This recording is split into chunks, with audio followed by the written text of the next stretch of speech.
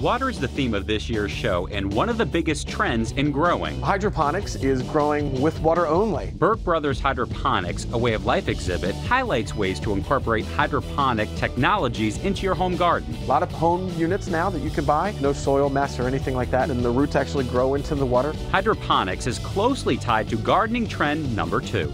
Growing your own food is really popular right now. A lot of people want to see and know exactly what's being put into their vegetables that they eat. And hydroponics makes it easy to grow in your living room all year round. You can grow your own vegetables inside. You can grow your own herbs. You can grow tomatoes. You can grow lettuce. It takes the farm-to-table movement to a whole new level. There's nothing better than pulling off a red strawberry off the vine and putting it in your mouth. Oh my God.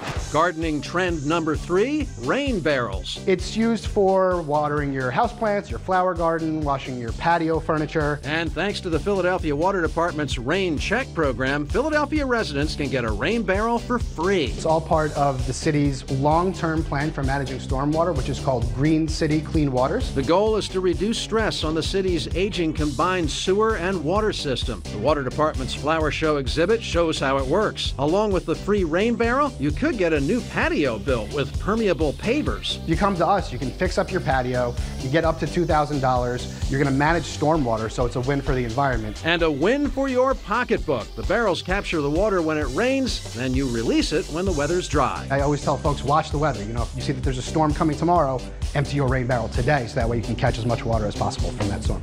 Gardening trend number 4, dry wells. Jay Downan's Down the Drain exhibit shows how easy they are to install. They're made of 100% recyclable materials and filter stormwater naturally through the subsurface. Help stormwater management, help to purify water so that it doesn't just all go down the drain.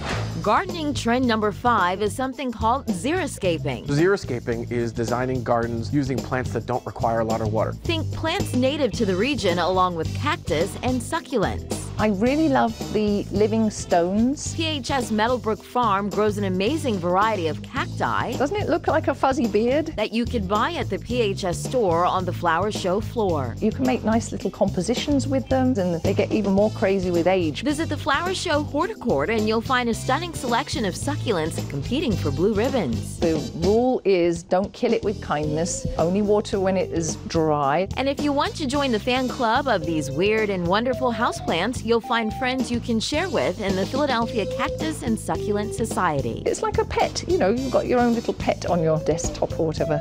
And small is big when it comes to horticulture. Exhibit A, the flower show's miniature settings. These are one of the most popular things we have in the show. There's a line that forms from the time we open until the time we close that goes to see these mini settings. 1 foot is collapsed down into 1 inch in these incredibly creative vignettes with a theme this year of water songs. So think of raindrops keep falling on my head or purple rain. Growing in small spaces is also a growing trend. This year's design gallery showcases lots of ways to add some green to your life in areas as small as a balcony, windowsill, or front stoop. And when you come home from a hard day of work, maybe you have a little retreat where all your plants are growing and you can go and read a book. It's just really something special and really has a great impact on people's lives.